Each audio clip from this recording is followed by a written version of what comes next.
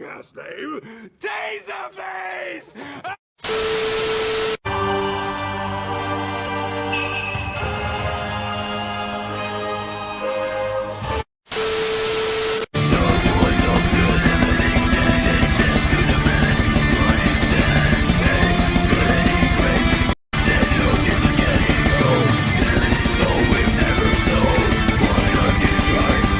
Fuck yeah.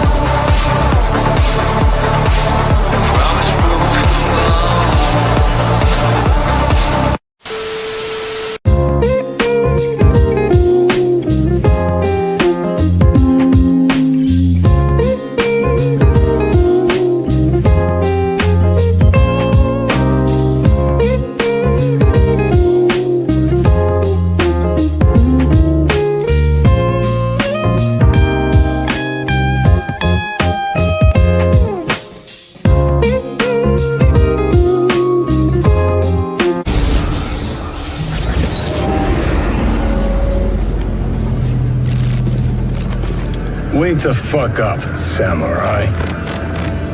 We have a city to burn.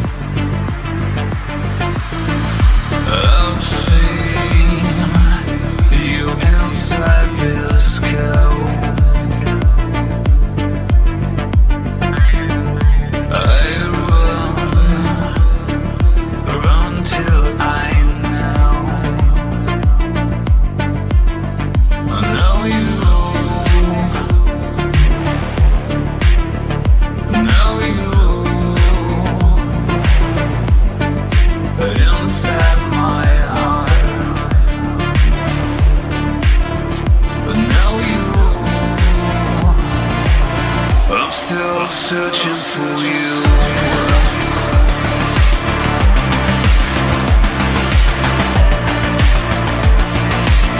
I'm still searching for you.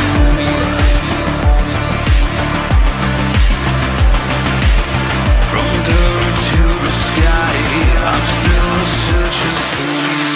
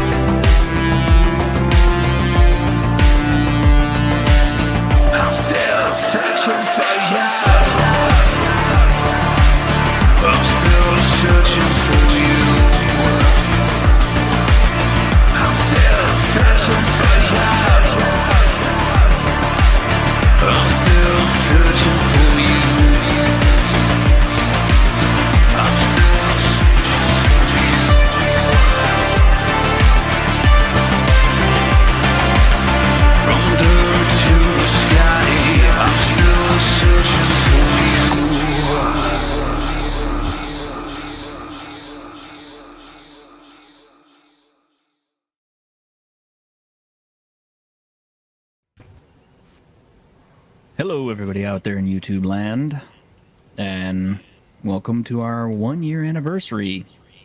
That's right. A year ago, I started Week in Geek, and it's been lots of fun. I have to confess, a little mild disappointment, but mostly in myself because I was kind of hoping that I'd be monetized by now, but you know, hey, it's my own fault. I should have been pushing the channel harder and doing more with it, and instead of letting my day job take so much time away from my YouTube.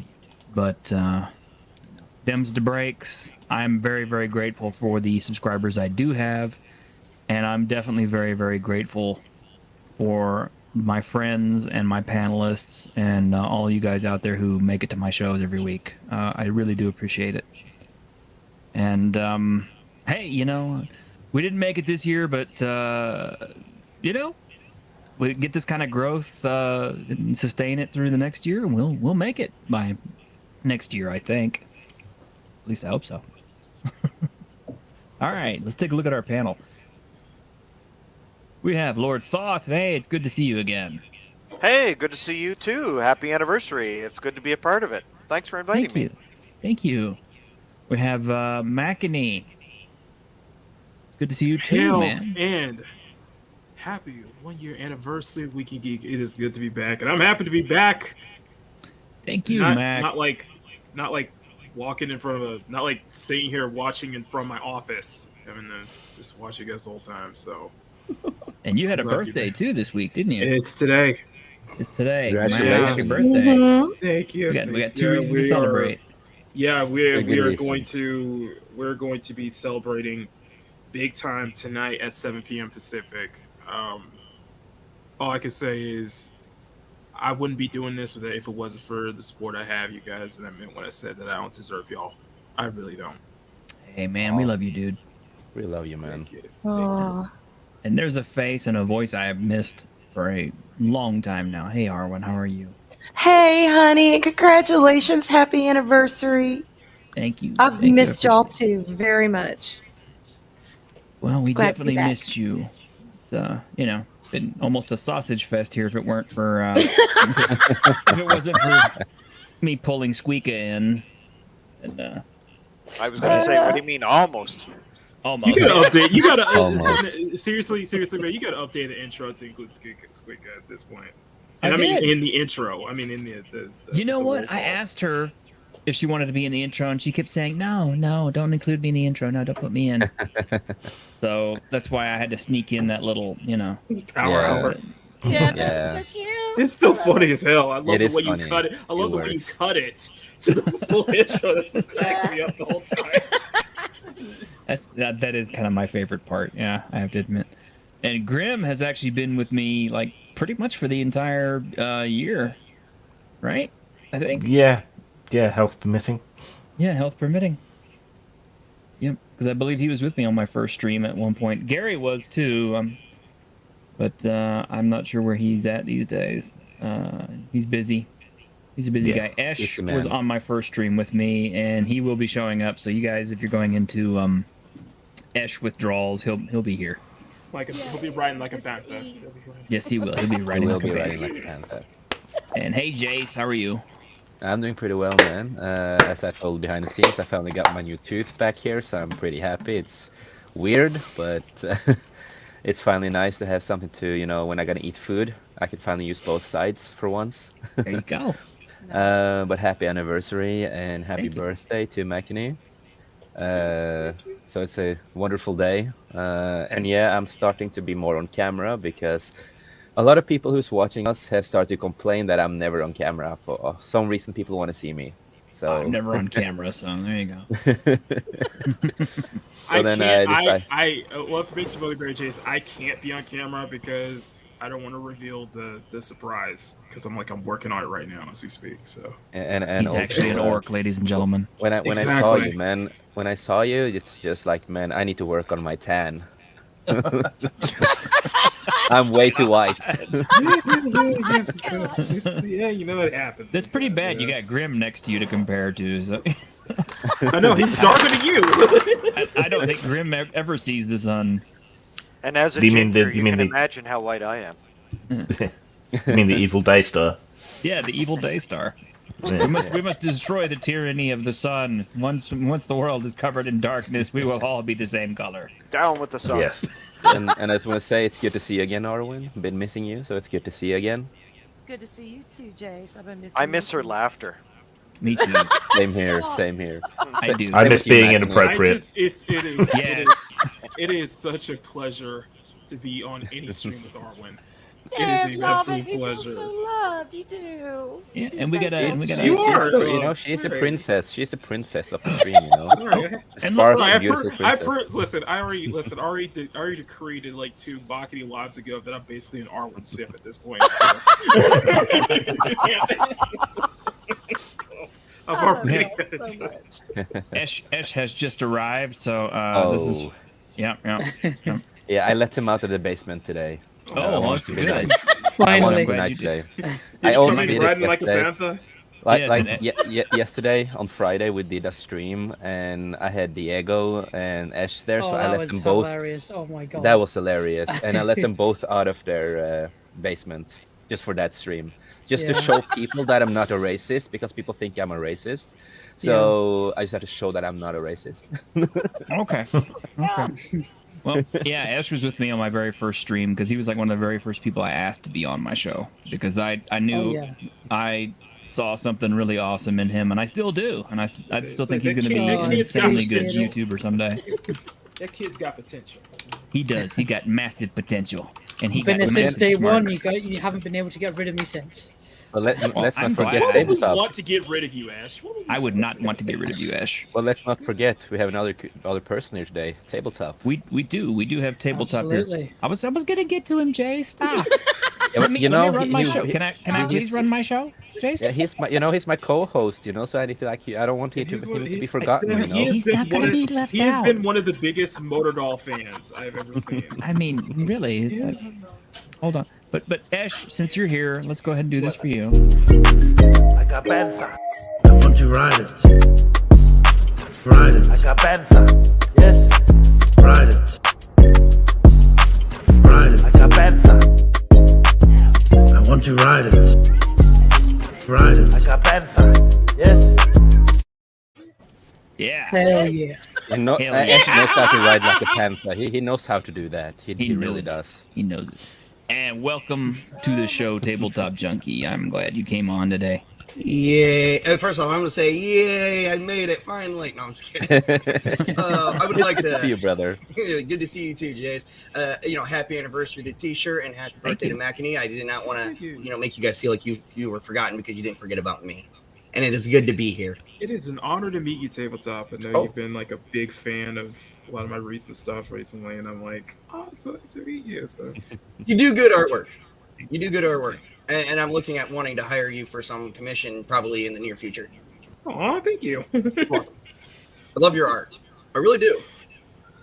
I can't turn my camera on, so unfortunately I can't show any more of it. Please, I guess you. It's all good. It's all good. Well, this has been a heck of a week. This has been a week of quite a few tragedies. Oh yes. And the first of which I'm going to mention. The main reason I remember that this is the first anniversary of the Week in Geek is because on our very first Week in Geek show, it was very shortly after we lost Kentaro Miura, who was the creator of Berserk. That was May 6th of last year. And I put this up last year as a tribute to him, so I'm going to go ahead and flash it real quick.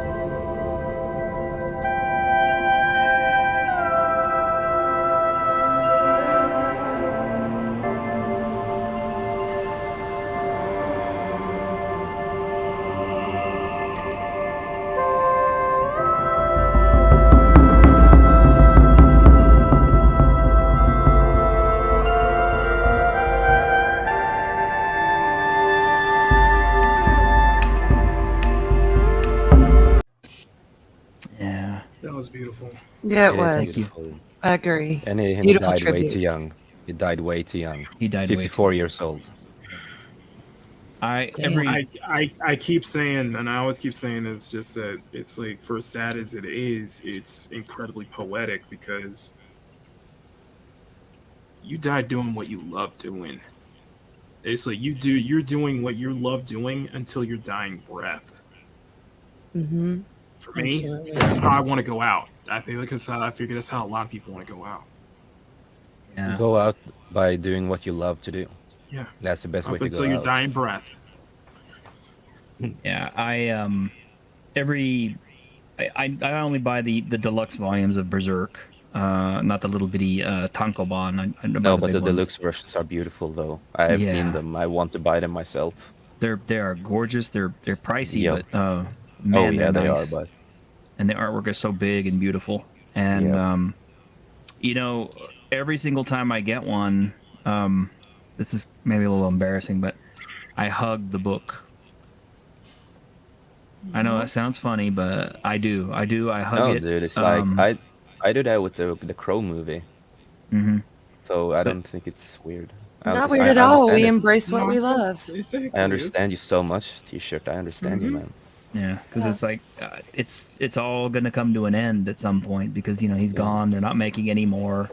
One Yeah. day there won't be any more books. So And it's a big idol and a big person in your life, so it's understandable. They are basically like family in a way. Yeah. in a way, In a way, In a they way. become your family. that's yeah. I don't mean to bring anything down. I mean, like I said, this was kind of a week of a lot of loss. We lost Kenneth Welsh, who a lot of people won't. We're here to celebrate life. I know we're Yes. celebrating, but Celebrate life. we are still here to talk about what happened in the week in Geek. So we'll get these out of the way early and then celebrate towards the end. Okay, we'll end on a high note, but we always have to. Yeah. The show is like a garden hose, man. You gotta the first time you turn it on, all the shit's gonna come out first, and then then you get the clean water. Right. It's the Get it first turned time I've out heard that first. analogy. Yeah. Listen, making Yes, people listen. We're making people. Those people up there are smiling down on us right now. So, I hope so. Amen. always me. I hope so. And we lost George Perez. So Shit. Yeah, yeah, it's been a rough week for comic And books yeah. I know we Yeah, lost Neil and- Adams a week earlier. last week. Yeah, and Yeah. for me at least, we also lost one of the co-founders of Razer. My favorite technology and gaming PC stuff and stuff like that. He also died pretty young. So a lot of show people leak a lot died. too.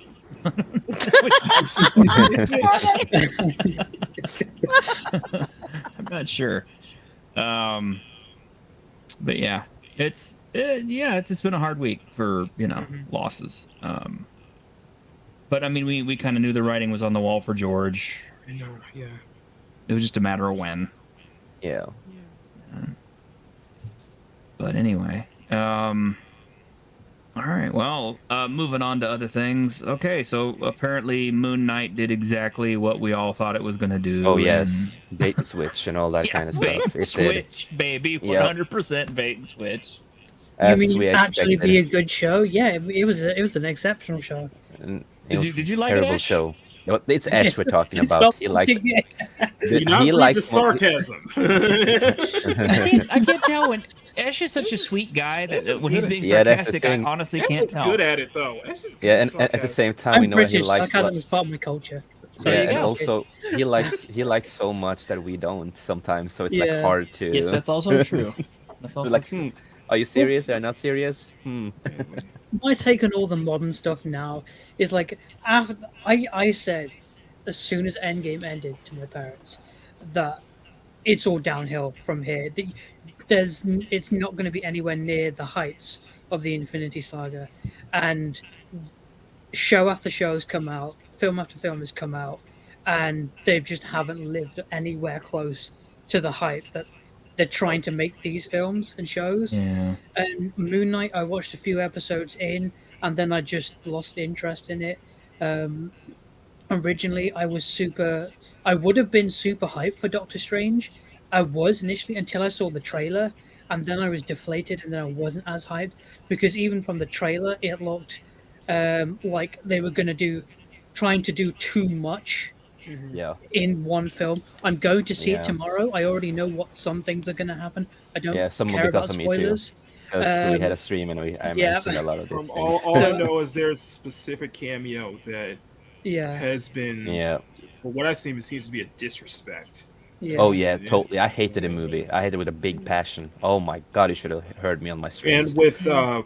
Moon Knight, it seemed from what I'm hearing, it seemed to kind of fall into that same trap as the other MCU shows on Disney Plus is where they have a great start and they really bring you in at the first episode, but by the time it's like that fourth episode curse, and it just goes downhill after.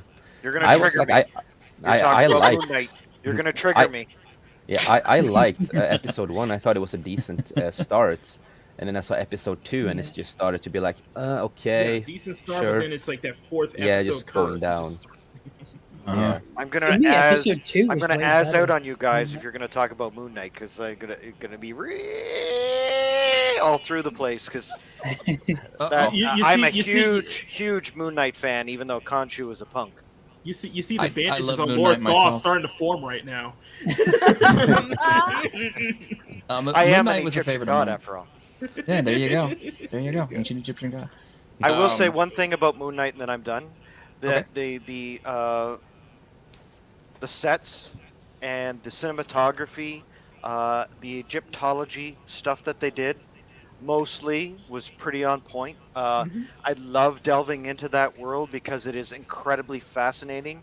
In Western culture, we're usually stuck with the Greek gods, Roman gods, Norse gods. It's very a Western kind of bent when it comes to mythology, but Egyptian mythology is so nuanced.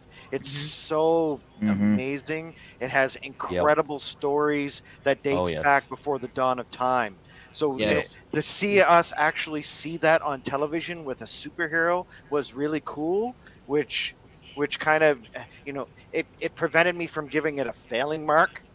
But the interpretation of Mark Spector and the Moon Knight character, it was terrible, and I'm very disappointed because it was less about Moon Knight and more about the latest girl who is the key to everything.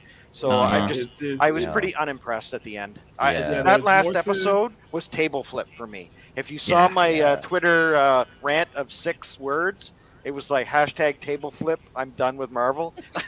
There's more to Egyptian mythology than just Cleopatra, y'all. So. That's right. Yes, it is. Even though she was a hot babe.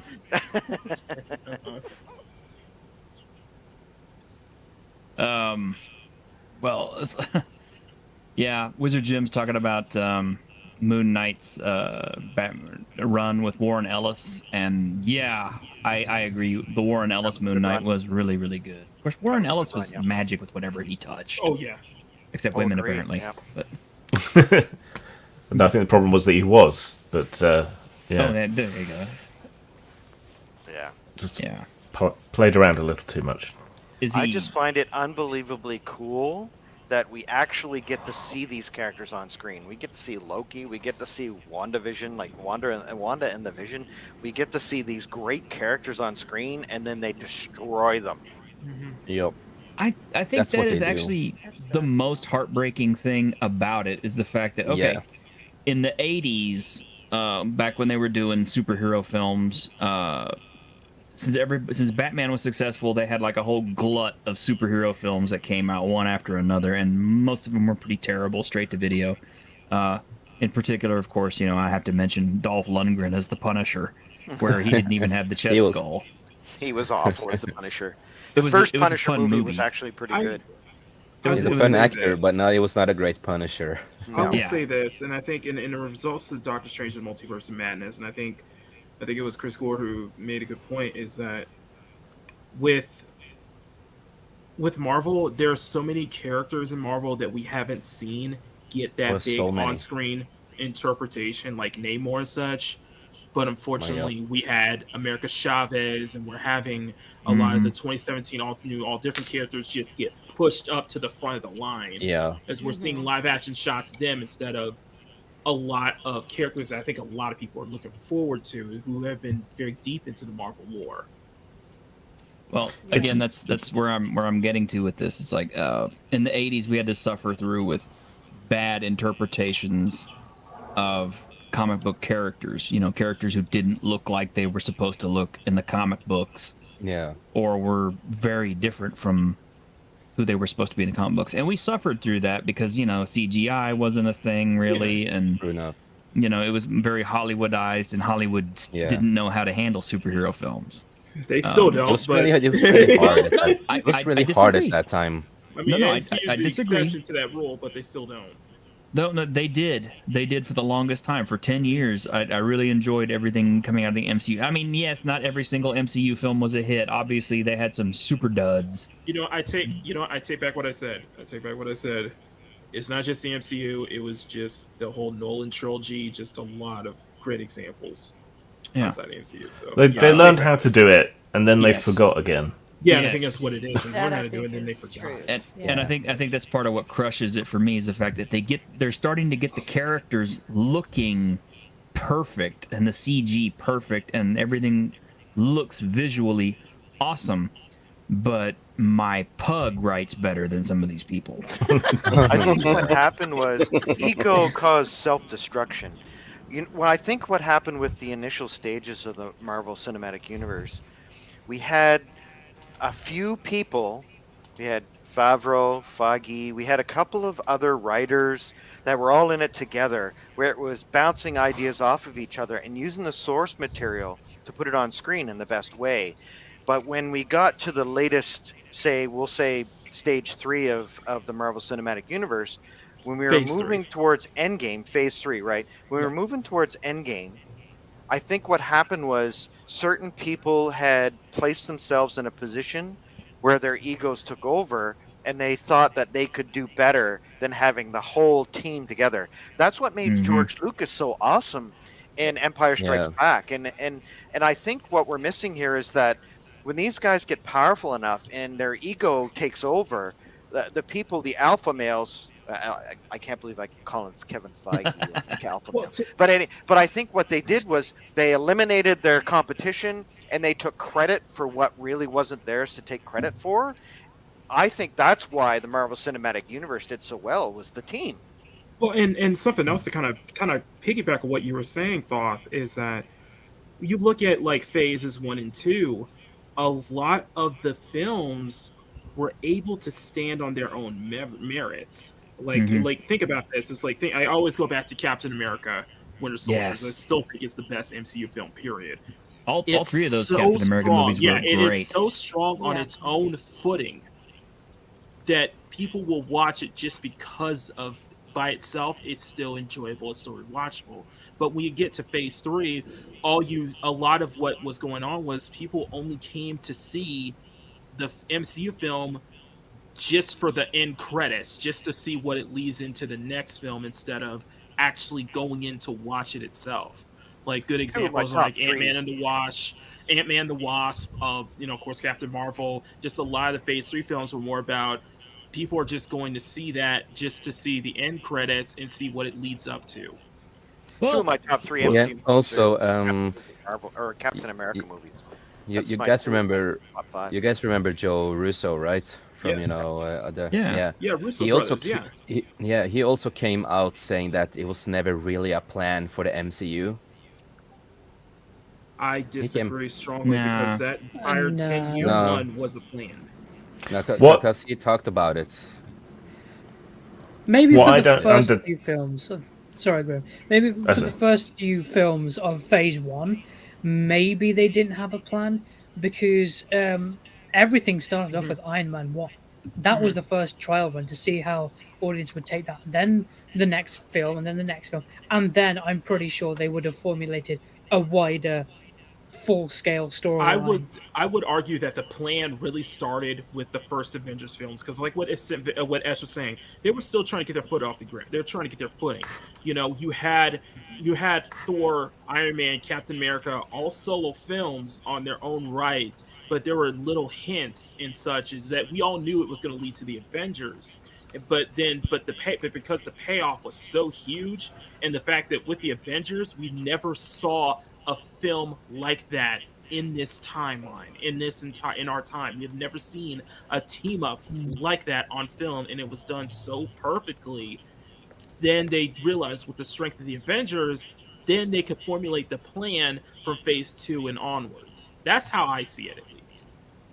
What I don't understand, what I don't understand is, so they all knew, all different. Yeah, Marvel's been downhill in the comics for years, right? Oh yes. So, and that's happened ahead of the films, but the films are following on the footsteps of what went wrong with the comics.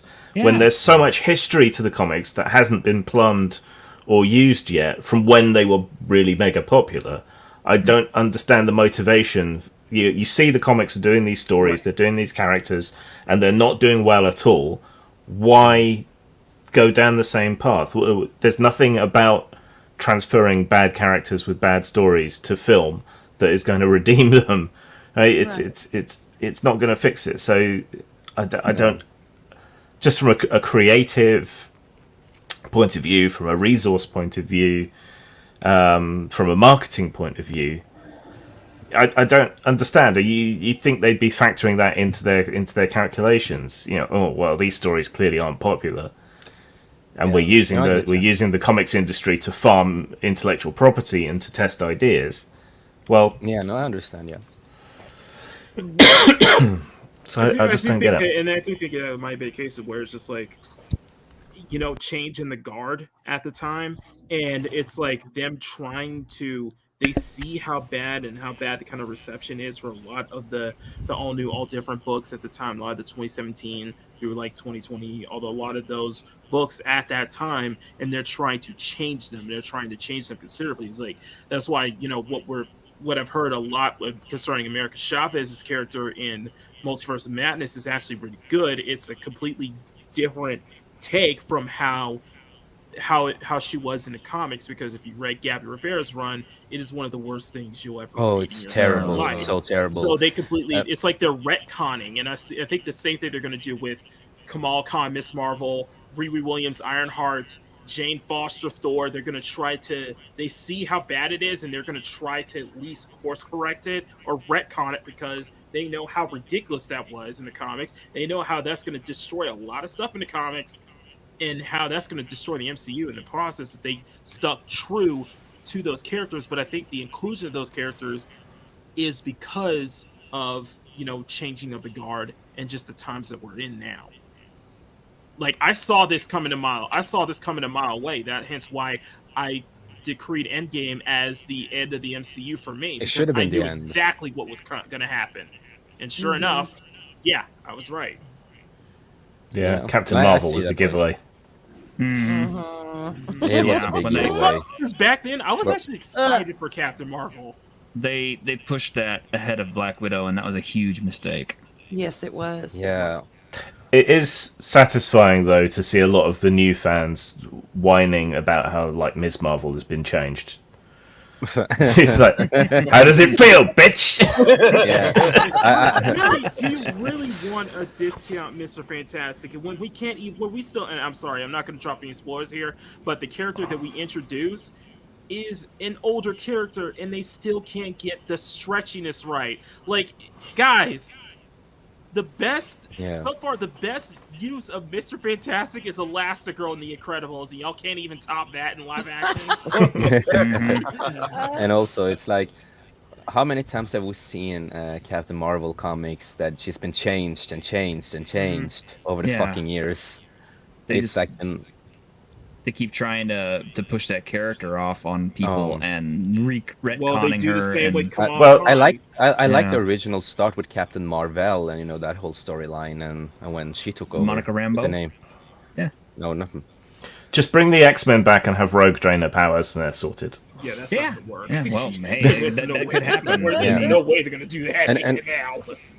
Why not? It could actually happen. I mean, if they're going to bring mutants into the Marvel Cinematic Universe, and they're determined to get Brie Larson out of there, then that would be the perfect way to do it. And that's the thing, teacher. It's like with a cinematic Captain Marvel, it's like you can't force popularity. You simply can't. No matter how hard you try, Spider-Man will always be the flagship hero of Marvel. Have everybody seen the movie here, or other than Ash? What, Doctor Strange? Yeah.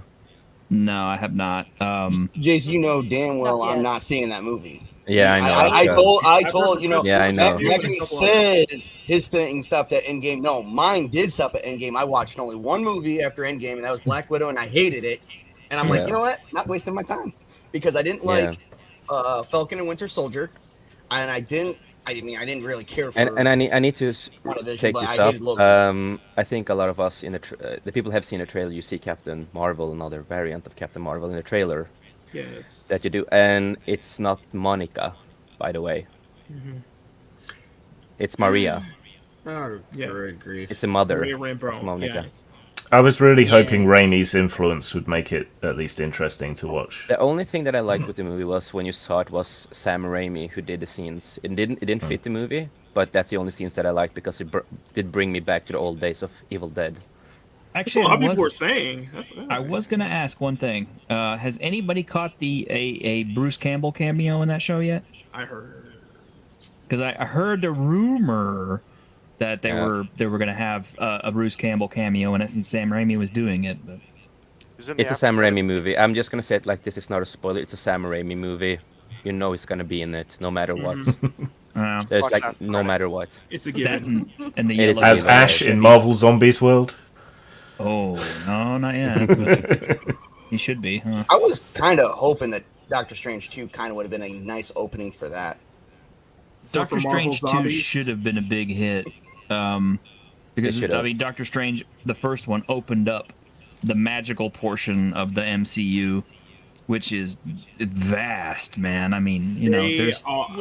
Stay tuned tomorrow because I guarantee you that Culture will be talking about this on the Sunday Culture Review, the box office. Wizard Jim got it right there. Yeah, the Bloodstones. Yeah, Elsa Bloodstone. Yeah. Even the Punisher had a run-in with the Bloodstones at one point. Yeah. No, I saw a mention of Next Wave, and I would definitely like to see Next Wave. I'm just gonna say it like this: when I watched Doctor Strange at the cinema, it proved me right on why I always hated the MCU in the first place. Wow. So, yeah. I called it The Last Jedi. People started looking at me in the cinema. Really? We still have... I'm not gonna spoil. I'm not gonna spoil things that's happening. But it's a certain scenes in the movie that my mouth just like, what the fuck? And I was like, what the fuck? And people heard me, right? And they started looking at me. I was like, I don't care, man. Steven. So people started looking at me because I got so pissed off the movie. Hi, Fats. Hey, Fats. Hey, Fats. Hey, Steven. Should I come back in 2 hours when Jace is done talking about Doctor Strange? You've seen in the comments. 3 days, and all I see in chat and in every stream. I got so pissed, man. It's a long time since I've been so pissed. I know. I feel like you're gonna shit on me. Like Boba Fett. No, I'm not gonna be nice to you, man. I'm not gonna shit on you. I don't have that. I don't have that fetish. You know Amber Heard. Oh, Amber Heard. Yeah, when you watch The Court, my dad called me up and he said a really fun thing. You have bad actors and you have Amber Heard. Yes. Coke right there in the thing. It's not wrong. Oh man. I will say though, there is still one ray of hope on the horizon for the MCU. One ray of hope. What is that echo? I don't know. I think somebody's probably got their stuff turned up, but it may be. I don't know. Grim, is it you? I don't hear an echo, so I don't. Okay. But we still have Guardians of the Galaxy 3, and it's still being done. It's still being done by James Gunn. I love the first two Guardians of the Galaxies. I'm confident the third one will still be good because it's still James Gunn. Not me either. Huh? No, a lot of us were testing the echo, and it was not me, not tabletop. Might be me. But you know, that's my ray of hope on the horizon. Is that Guardians of the Galaxy 3 is going to be good.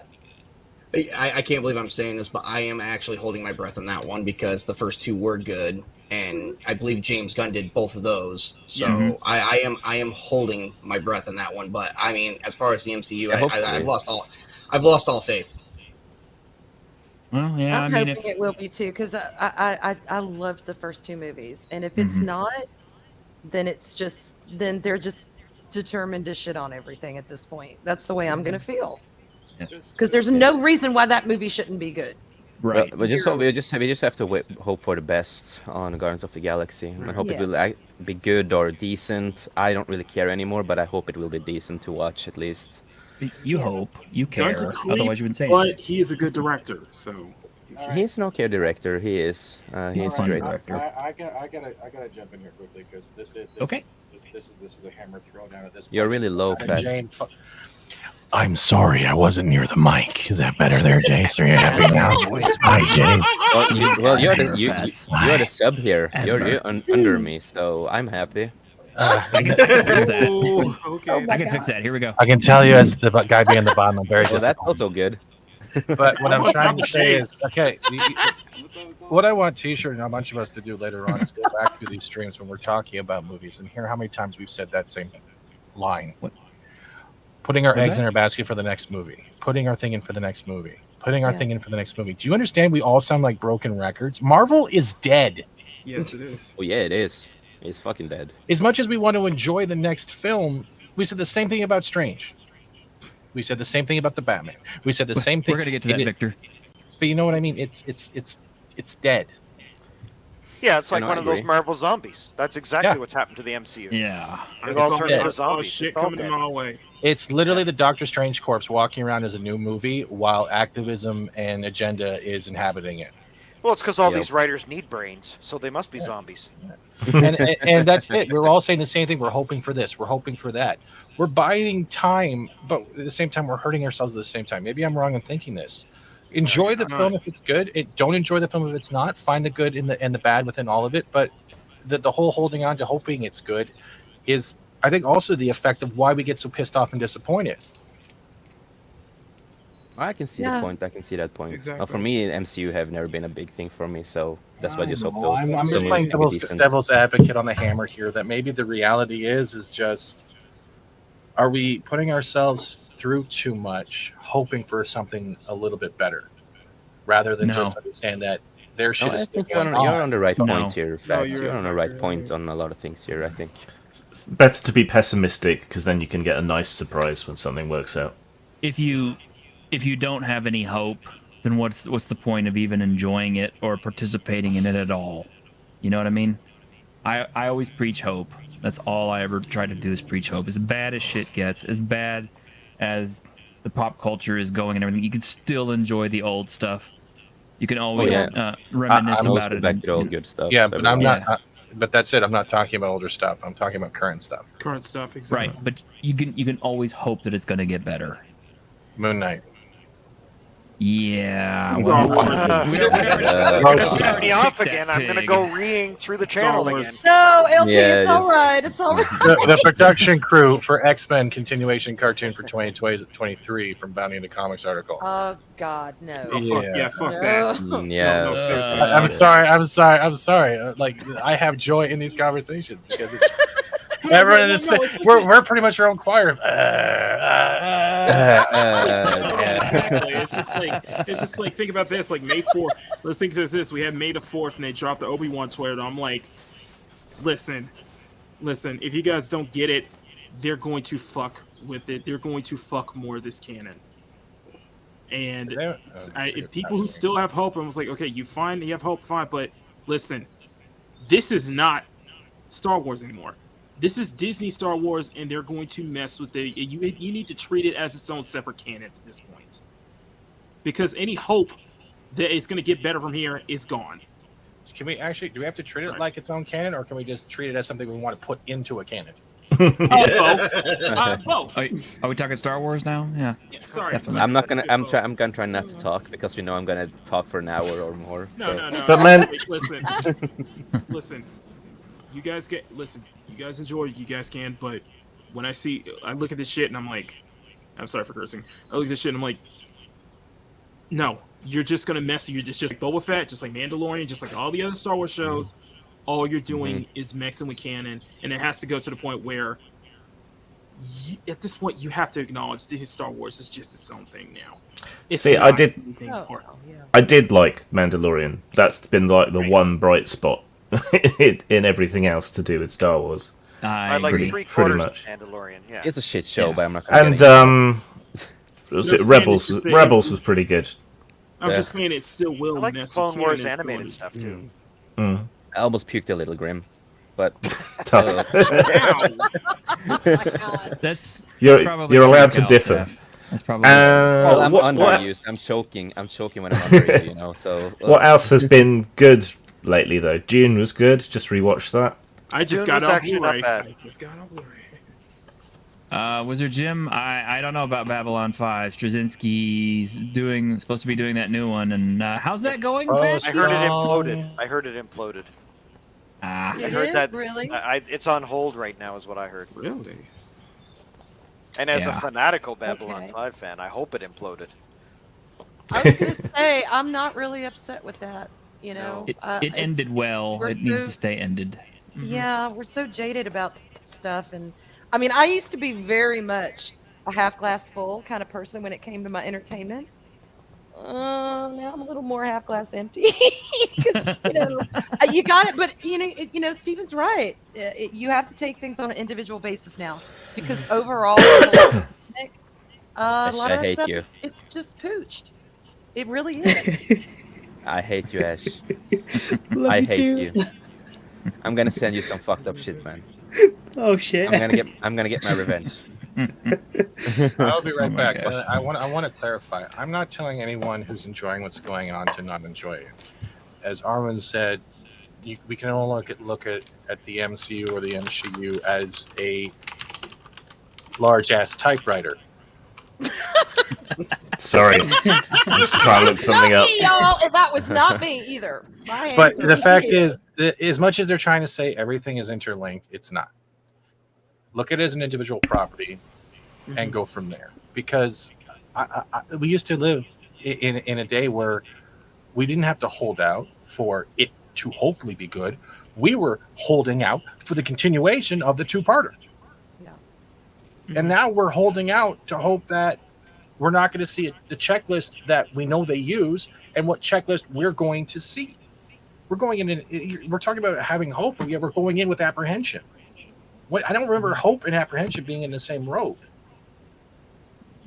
Yeah. You come in. A lot of people. I'm sorry. I'm probably be depressing. But I'm just saying. I think old stuff is great. The new stuff is great to the newer generation. But I'm tired of going into the theater and hope, and like I'm gripping the sides of my chair like it's a roller coaster. Right. Yeah, it's hilarious. Sorry, Did anyone else watch Guardians of Justice on Netflix?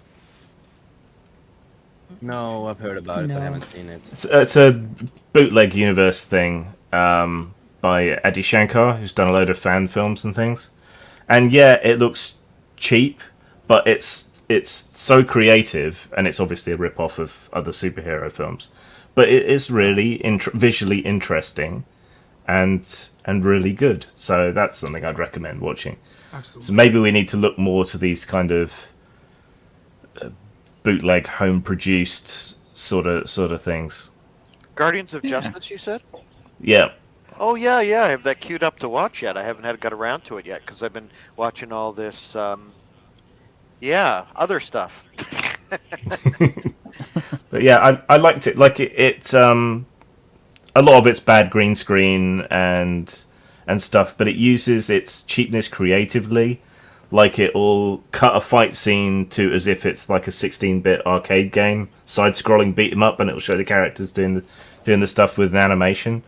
It's just wildly creative and just I don't know. It's just had that spark of creativity and interest and risk taking that is completely missing from mainstream entertainment.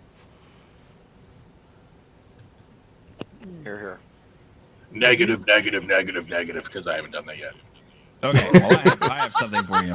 I have something for I'm you. trying to bring some good stuff. Don't worry, I have some good stuff. I'm going to bring it back. We're going to bring it back to positive stuff by not talking about the MCU. But there is some good stuff. I actually watched Freakazoid again for the first time in a long time, and I had fun with that. Is that a good? I've never seen it. Mm-hmm. Is it good? I am pretty much looking forward to the thing that I'm looking forward to the thing that T-shirt tagged me in the other day, which is they brought the second trailer out for MF Ghost, and it looks so much better. And for that being a follow up to Initial D by the original creator, it's looking a lot better because I've heard mixed opinions on the manga itself, so I'm very much looking forward to this. And more racing anime is much needed, especially let alone sports anime is much needed this time of day.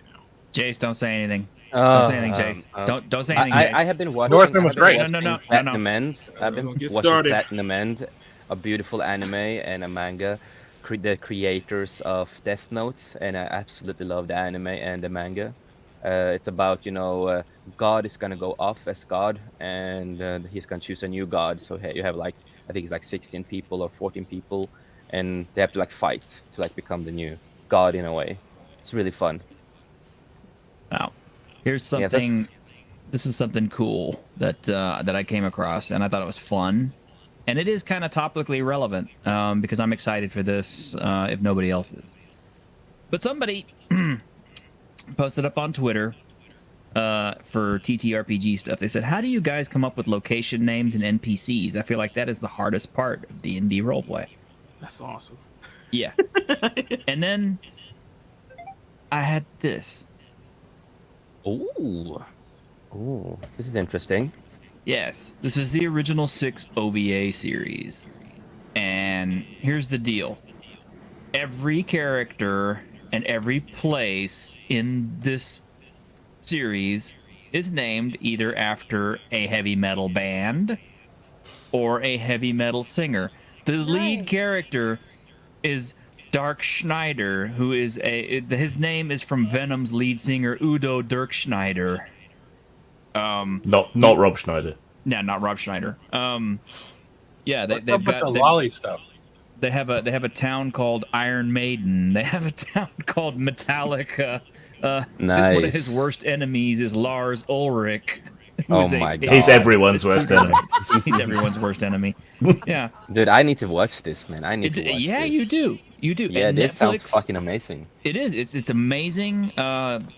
This one is probably a Chinese bootleg. I'm not gonna lie, but it's okay. I mean, it's still good. As long as it's watchable.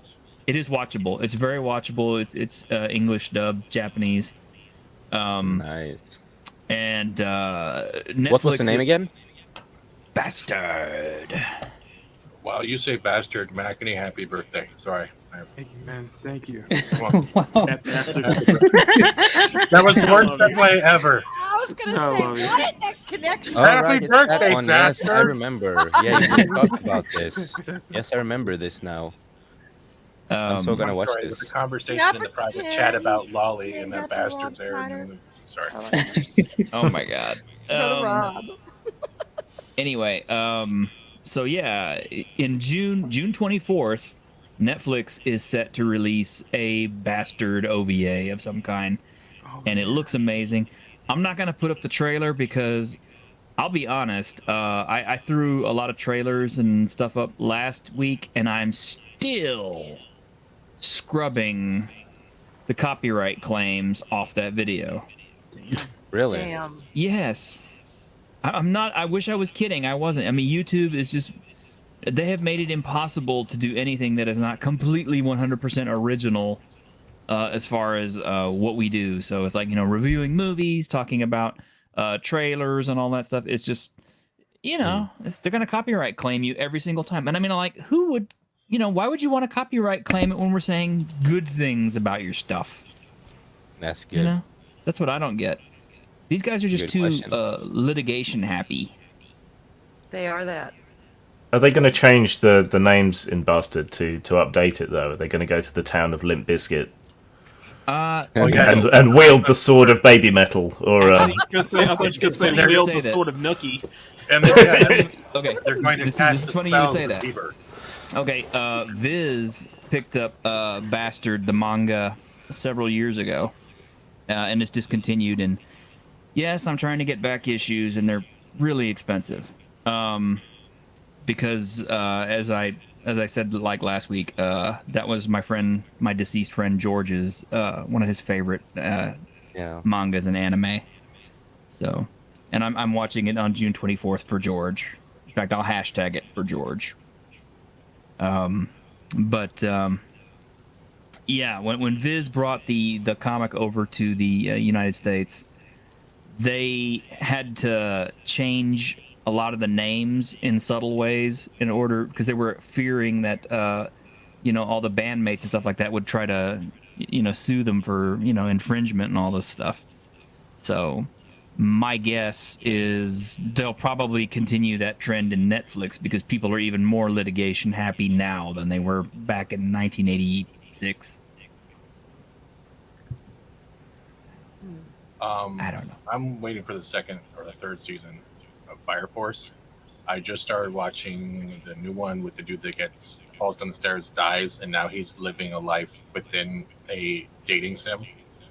Nice. Tokyo Hotel. I watched that Usagi Samurai Rabbit cartoon, and it is Jimbo. Yeah, it's awful. Oh no! It's bad CGI, but that is one redeeming quality. Every so often, it will cut to traditional animation when it's doing flashbacks, because it's like the Usagi Yojimbo from the original comics is like his ancestor, and when it does the flashbacks, it's fantastic. It's just the entire rest of the time, it's awful. So, it's unfortunate. Can you imagine it? Can you imagine a day where literally we're seeing the fall of DC, the fall of Marvel, Image, Dynamite, whatever comic book it is, and all that stuff is failing to the point where manga is now being promoted more than anything else under the sun. We're seeing JRPGs and Gundam battles everywhere. We're reaching that point where Western influence on stuff coming from the East is now their hands are being slapped away. Yep. Not all of it, though. Not all of it, unfortunately. If I wake up tomorrow and Canada is Neo Tokyo, I will die happy, okay? Unless Roses tries to kiss me. No, you're then right. I'm out. You're right, Steven. What I'm saying is, it's just not all of it, because it's still, you're still having Japanese companies pertaining to Western standards or having to fall victim to. What? Maggie, closer to your microphone. What? He wants you to talk like this. Talk louder, goddammit. Oh, sorry. No, but what I'm saying is you still have... That's right. Now smell my hair. I'm not Brandon. Shut up. Yeah. Is that citrus ginger, Fats? Is that citrus ginger? No, citrus foot in your ass. You still have Japanese what I like. companies, still pertaining or still falling victim to, sticking to thinking that, Western standards are the way to go, when in reality it isn't. And even Westerners are rejecting that more and more. Wanting anime and such like that as Japanese properties to remain pure to Japanese properties, because that's what makes us enjoy them more. That's what makes us love them for being them, basically, and not trying to appeal to us. The first thing we actually got to do is take every anime property away from Viz Media. Yes. And then rework Viz Media's whole corporation to learn what a voice actor is and start actually branching them correctly. Because after what they did to Sailor Moon, I don't ever touch a Viz Media dub anything. Well, the same can be said for Funimation and Crunchyroll as well. I don't. Yeah, there we go. There's the This started to sound like a metal band, a black metal band. I'm just put it this way. There's a like what you're seeing right now. There's a much bigger hatred for localizers now, and I think localizers are starting to understand why they're being hated. Yeah, I'm surprised Bastard hasn't been localized to illegitimate. I have an idea for a new drink. It's called the Guar and Tonic. Oh, nice. You do know that before he died, Dave Brockie actually did partially work on a TTRPG supplement, right? No. Yeah, he Well, did it for he did. Lamentations of the Flame Princess. He was a giant nerd. Yes, he was. Hashtag save giant nerds.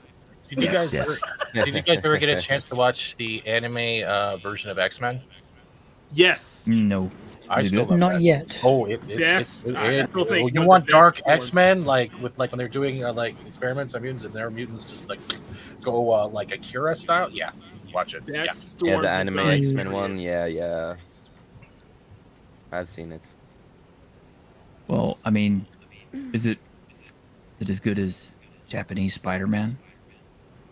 Or Batman Ninja. Listen, Oh no! Oh, Batman Ninja Graham, was Graham, terrible. I'm on top. No. I want to sit on you now. That's Batman horrible. terrible. Listen, Batman Ninja man. was bad. listen, man. Oh, it was listen, man. terrible as fuck. It was bad. I'm just God. disappointed. I'm just a bit disappointed we didn't get the Spider-Man Mac and No Way Home. That's basically what I got. We got the Spider-Man back in the '90s cartoon. What? Say that again. Silence. Never mind. I was going in the corner. I don't know where you're coming from on that one. But Fire Force, the best thing ever. Has anyone else here watched that? Is like when they do the fire sounds when they're about to flame on, like whatever it is, dude. It hits your head in such a way, like what is happening, and the fight sequences are really well done. People have told me that was a good one. Mm-hmm. Black Clover is another good one. Uh-huh. There's so much. 9 anime, it overflows you. You're like, where do I go first? I know. Well- Ecchi. That's for Jace. Well, I really like dark fantasy stuff, so I mean, Yeah, a lot of Bastard, the Berserk, animes are fine. Goblin Slayer. I've started rewatching Goblin Slayer, and I'm working my way up to the OVA movie. I do have to ask, Ash, you're reading Goblin Slayer. Yes, I am. Okay. I thought you were reading lolly stuff. Yes. No, I'm really not. This is serious. Okay, watch how Get I do serious, this. Doc. I'm gonna link manga anime to TTRPG here for a second. I'm gonna like we're gonna bring it all together right here. Watch this. Check this While out. you do that, I'm gonna be like, he dresses like Card Captor Sakura while reading Goblin Slayer. That's edgy, Oh, Okay, Very my edgy. as opposed to I'm etchy. saying that as a joking manner. No one likes Card Captor Sakura. I remember enjoying the 4Kids stuff when I was little, but then looking back, I realized how bad 4Kids were. It was, yeah. Hey, nothing beats Circle Square. Let's not go into that Muppet nightmare. Oh no. I was gonna say nothing beats the Ghost Story dub, but yeah. Okay. Ash, Well, Ash. I was kidding. Please don't hate me. Okay. So how are you enjoying the manga? Oh, Ash. I'm really liking it. It's very good. I've been wanting to pick it up, but is it as? Have you seen the anime too? Right? I've seen only the first couple of episodes, and it's literally like the pages of the manga coming on screen, like almost scene for scene. Oh, Nice. beautiful. Awesome. I love that. I love to hear that. And by the opening track on that show was just phenomenal. Oh yeah. It's like the best. But here's the thing. Okay.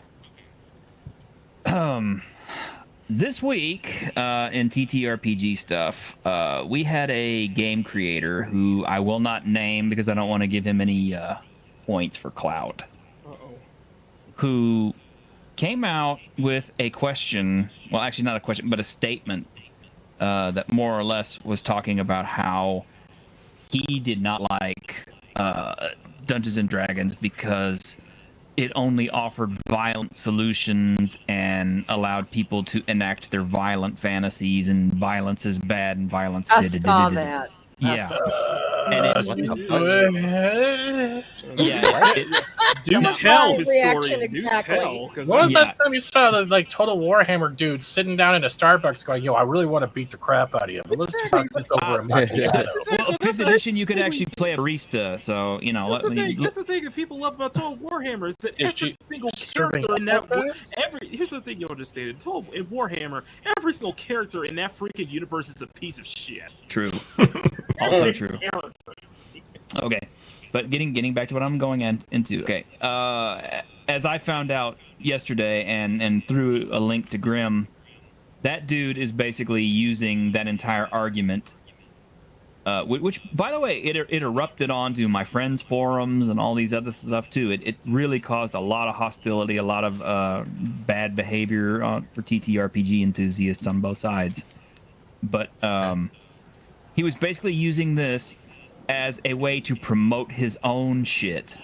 Of course. What the hell? Yeah. Okay. He has a TTRPG that he wrote and is trying to promote it as, look, I solved all these problems. You know, we already did it, and we need to sell it.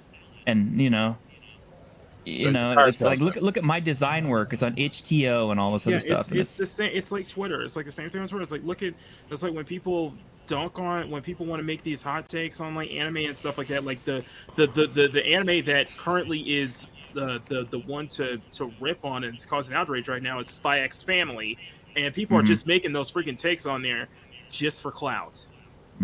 Because whenever you see it and they get trending, and then they'll say, "Oh, here, check my stuff out. I'm getting a lot of stuff." That's what it sounds like here. By the way, by the way, after what I've been hearing, I actually really want to see Spy X Family right now. All right, you know what? I need to watch I got a solution for all of this. Y'all need to come up with a tabletop that's just called legalized dueling, and pretty much the whole thing is 2 characters duel. Whoever gets shot first, based off the dice roll or whatever, then their whole idea gets thrown out, and they're just called an idiot. That's What if you're like Twitter. Esh and what if you're like Esh and Arwen who have like the special dices? Do they get like a bigger advantage? All right. If they want to duel in a yellow short bus, we can arrange it. Okay, I don't care. If y'all want to wear water wings and a helmet in the shower, I'm not. I'm just saying, I wonder if there's an advantage for people like Esh and Arwen who have the nicer dice. So like, We have pretty dice, y'all. Pretty Absolutely. No. This is where it gets brilliant. You can piss them off. You have your own dice, but every number on the dice is just 1, so no one ever wins, and they're stuck in a legal. I've seen stuff like that. Okay, but here's where I'm bringing it. Here's where I'm getting to with all this. It's taking me a little time to get there, but okay. So, getting back to Goblin Slayer and the violence in D&D type stuff, it's pretty obvious that Goblin Slayer is very heavily fantasy roleplay oriented. In fact, there's a Goblin Slayer TTRPG being translated, slated to come out in June, and I think Grim and I both got it pre-ordered because we're excited as hell about it. Nice. Because we're suckers. We are suckers. But the thing is, if you watch, or read the Goblin Slayer stuff, the Goblin Slayer himself is pretty dark. I mean, literally, he is all about violent solutions. Yeah, he's all about killing goblins. He's so much about killing goblins. I mean, he'll even kill the children because, he knows that they will They're just in his way. And They're spread. just in his way of killing goblins. Okay. The thing is, if you learn his backstory, you completely understand why he's so against them. But then I guess that's why. But I guess a lot of people just say, he's violent, cancel it. Okay. Or the other way, they see it as an allegory for immigration. And that's the thing. It's like, okay, we have more than one TTRPG player on this panel. So I'm going to ask you guys, it's like, okay, if your character had an incident with a particular race or I should say, let me clarify, species, another species of creatures that was particularly violent and traumatizing and maybe, life scarring, maybe physically scarring even, would your character be totally passive about meeting these people and want to find happy, diplomatic solutions to all their problems? Or? Stab. No. Yeah. I agree with LT. No. Stab. That's like walking into a xenomorph and trying to work things out as he punctures your chest. Like, Stab. Yeah. Steal the treasure. Well, Stab. Right. It depends, obviously, on the world and the metaphysics and ideas behind the world. But, in real life, if someone has a bad experience with someone or something, it tends to cast a long shadow through all their life. And that makes for interesting story. I mean, if your character, not you, is genuinely a bigot, but to forward the story, the party has to get on with someone that your character is bigoted against. That creates a role-playing opportunity and conflict. But this guy, he's wrong anyway, because people have always sought alternate solutions to problems. True. And he's ignoring the context of the games. Yes. You know, where good and evil in a lot of games are objective, genuine concepts, where there are evil gods who created evil races in order to do evil things in the world. They're irredeemable by the law and understanding of the world. You can't reform them any more than you could reform a Jem'Hadar in Star Trek, right? Exactly. Like they tried to in an episode. It's like okay. Let's listen. In real life situation, you don't hold out against an entire race for one bad experience. However, this isn't real life, so yeah, you know it makes it interesting. It's like I think back to God of War, and I'm like, every single Greek god is a freaking asshole, and they all deserve to die. Well, I don't care how the world every turns. god I don't is care an how asshole. fucks up the world. All you freaking Greek gods are assholes. But you can also look at Us They pretty Egyptian much gods are. are pretty cool, though. Us Egyptian can- gods are cool. But you can also like I don't know if, pictures right any, here, if any of you guys have played. It's a game called Outriders, and it kind of has the same what you're talking about, Graham. It's the fact is, everyone left Earth because they could no longer live there, right? And they land on this one planet, and they didn't realize that there was already a pre-human race, like pre-arrival ahead of time of another military human thing, right? And we're getting. And creatures are coming after them. There's altar coming after them, which means like this whole storm that manipulates and changes them to control abilities. But then there's also the actual the indigenous race of the whole planet, right? And they've been infected because they've activated certain things, and they've become violent. It was all because of the first arrival. So it's pretty much like you have made your own enemy, but yet you want to work out the differences, even though they have no more morals and just want to take you out for what you've done. So you're stuck in this paradox. And what he's saying is that he's just promoting his crap while trying to get rid of why the whole there's going to be evil no matter what pretense exists.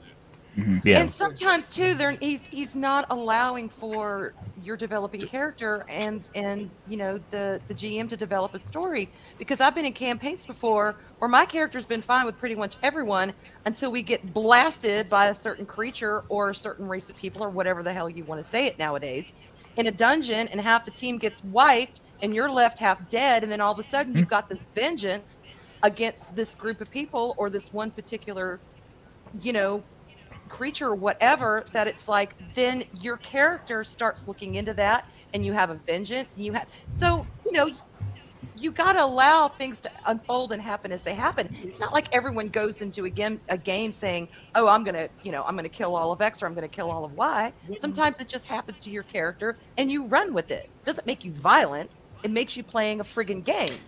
Yeah, when you look into Outstanding. I agree, Armin. when you try to insert so much of reality into escapism and fantasy, you lose that nuance.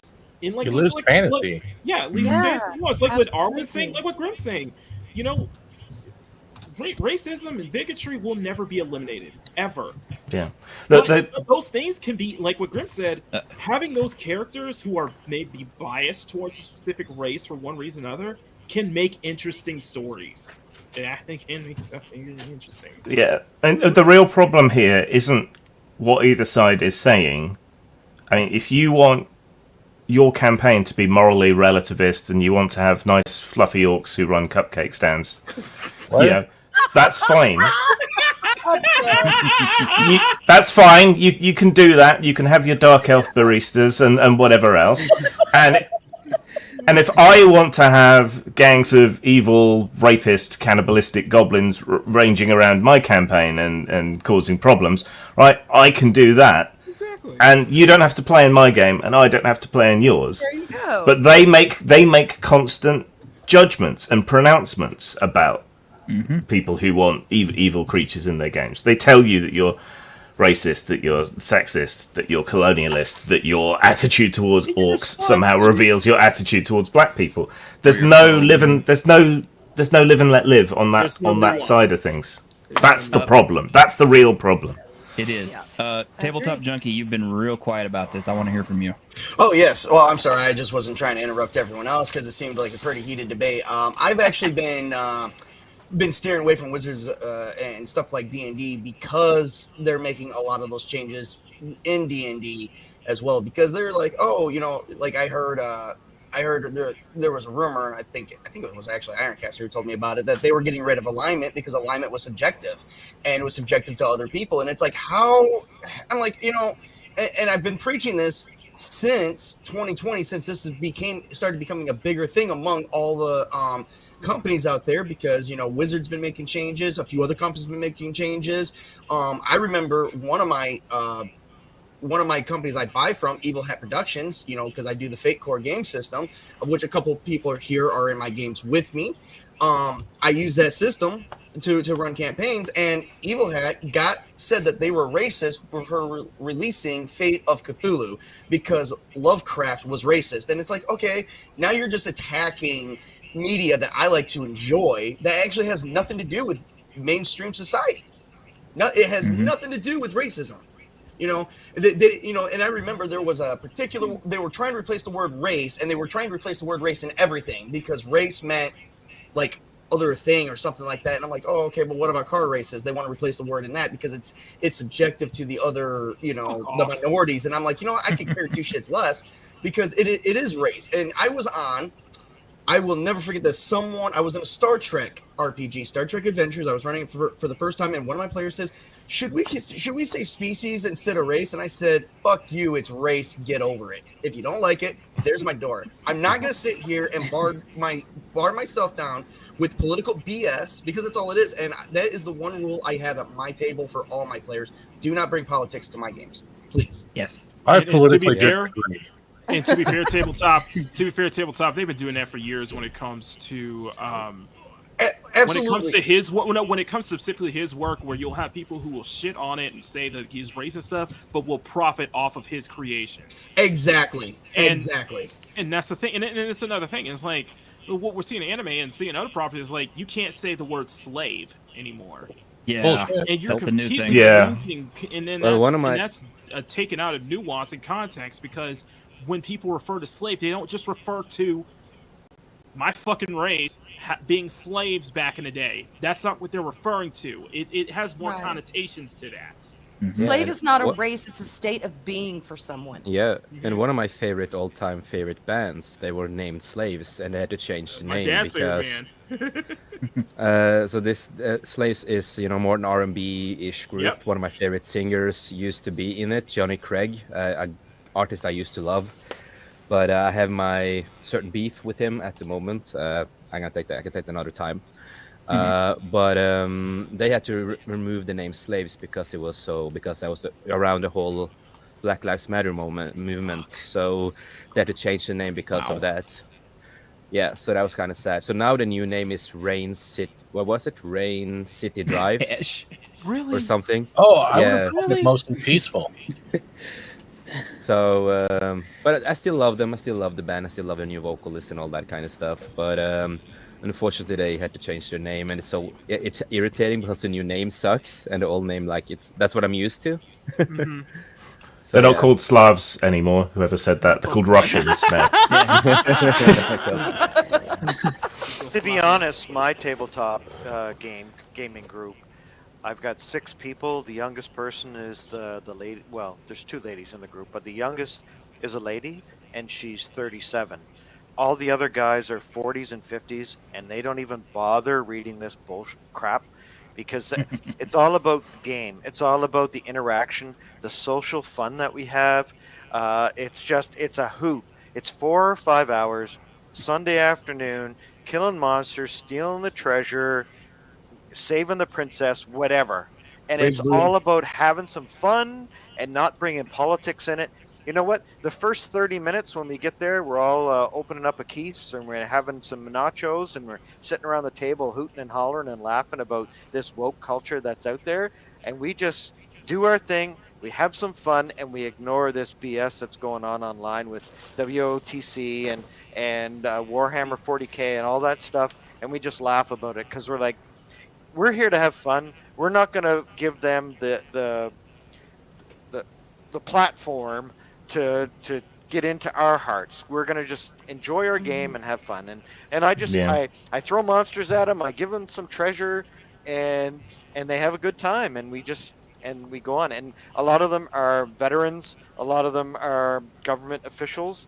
We're talking white collar and blue collar who have come from blue collar origins, who just like to kill monsters. And that's what it's all about. It's about playing and having fun and There it is. and sharing that event with each Yeah. other. And that's what's important. Yeah. As a designer, I don't really have the luxury of ignoring it, unfortunately. But speaking of, look what I got, T-shirt. Oh, did you get yours in? Yeah, it came. So we interviewed Anthony? Anthony, was it? I can't. No, I'm useless with names. Yeah, Anthony Smith. We interviewed him on our tabletop chat show thing. Yeah, great. And great that came the show, other day. guys. Great show. Yeah. I'm waiting for my copy. As soon as I get it, I do want to get Anthony back on so we can discuss it. Yeah, it's quite nice. I would say it slots into the same sort of place in gaming as forgotten the name. It's the system behind Deadlands. Oh, okay. Savage Worlds. Savage Worlds. Yeah, I'd say it slots into roughly the same sort of position as Savage Worlds in terms of That's how a newer it version plays. of Deadlands, right? That's not the original. Yeah. But Savage Worlds derives from Deadlands, and then the newer Deadlands derive from Savage Worlds. So I got some yummy stuff today too, Grim. I also got my copy of. Look at that, G.I. Joe. I need to get that. Yeah, you and me both. That and the Transformers one. I gotta get it. It's really badly laid out. Is it really? Yeah, and it's not presented very well for the kind of audience that I think might want to pick it up. Like they're trying to follow the Saturday morning cartoon sort of thing, but I don't think a brand new player would have an easy time navigating the book, which is unfortunate. But it's not bad. Game.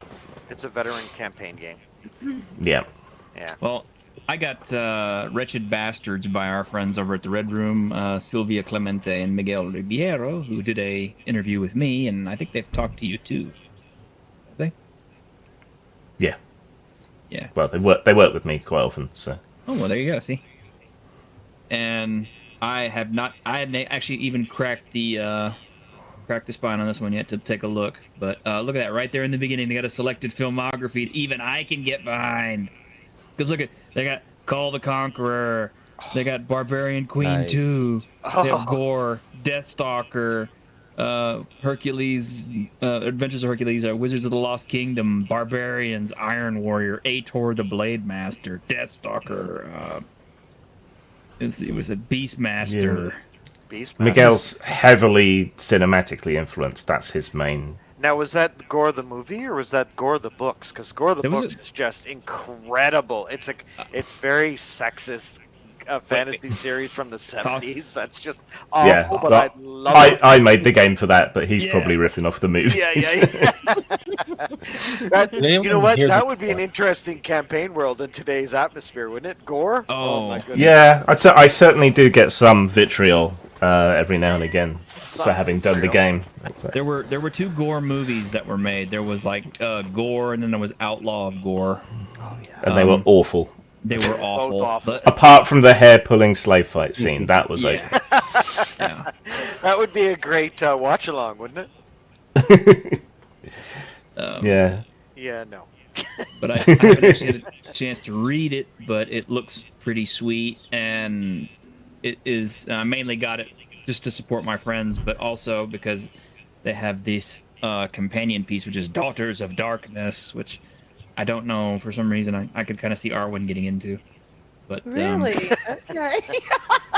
Because it's these are I think it's like basically it's their vampire as player character stuff, I think. Uh-huh. Blah blah blah.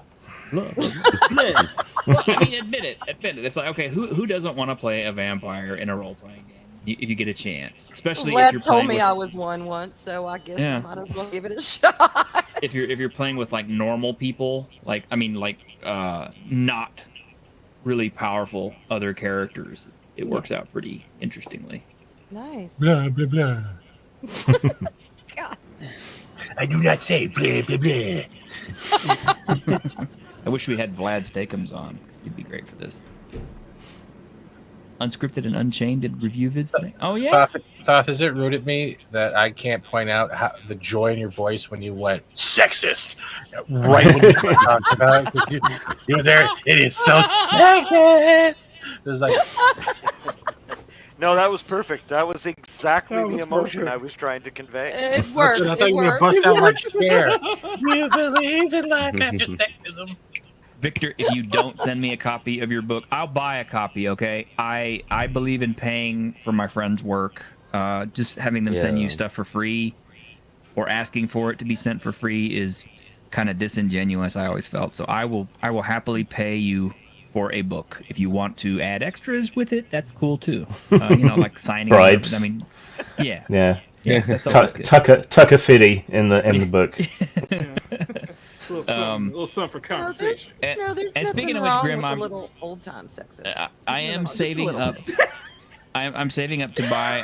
Did anybody clip that, please? Oh, I mean, it's a caveman thing. They knock you over and drag you off to the cave to buy your hair. I mean, I'm just saying, there's a time and a place. Sexism? That's troglodytism. I think there's a difference.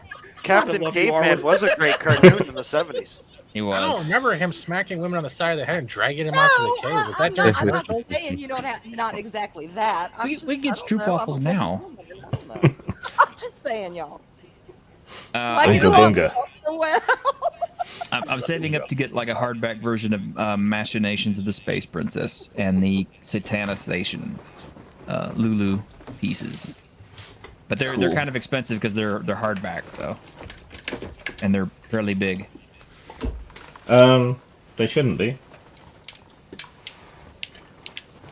They shouldn't be, but they are. Hang on, let me find the price for you. While you guys talk for a sec, I'll look it up. So I hardly ever do hardback on Lulu because the shipping costs are absurd. So I only include it. Wait a minute. Okay, here we go. Machinations Space Princess in color is $30, and Grim Jim's Satana Station $15.62 plus shipping. That sounds better. Yeah, that's not bad. Nah, never mind. No. I was wrong. I'll pick it up next paycheck. I have a wish list of Grim stuff that I'm going to purchase from him as soon as I get the money coming in, which should be here in a couple of days. Oh, good. Nice. There we go. He does some great stuff. I recommend starting off with Grimdark.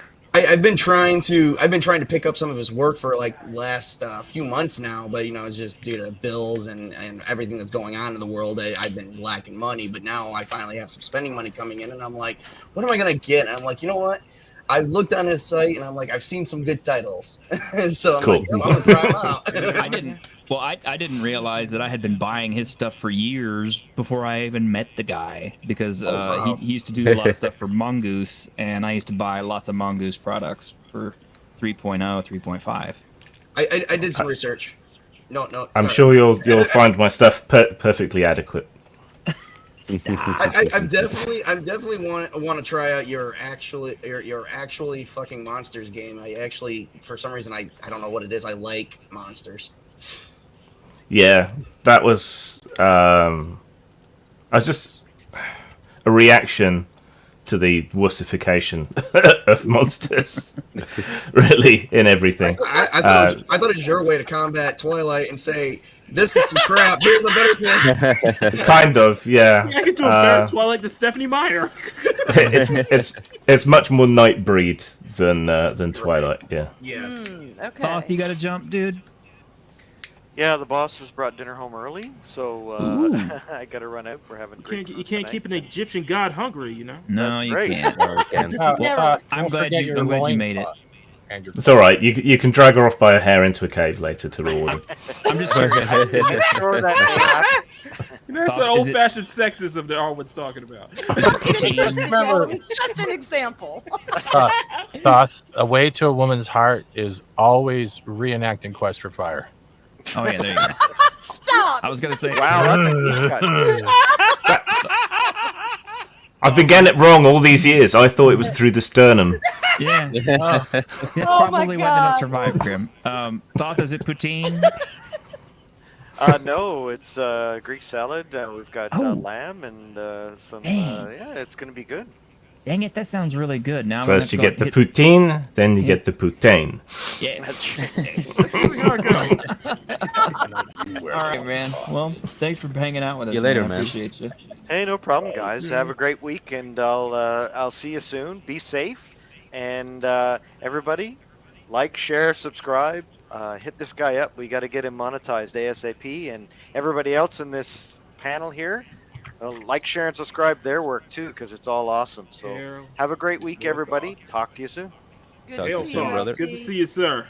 Good to see you, sir. Night. And hello, explorers. Great to see you. Uh-oh. Hey, Explorer. Oh God, I like how everyone went. Uh-oh. I didn't. I did. I love I seeing did. Explorer. Because I know Fast's face when I came. Hey, Explorer.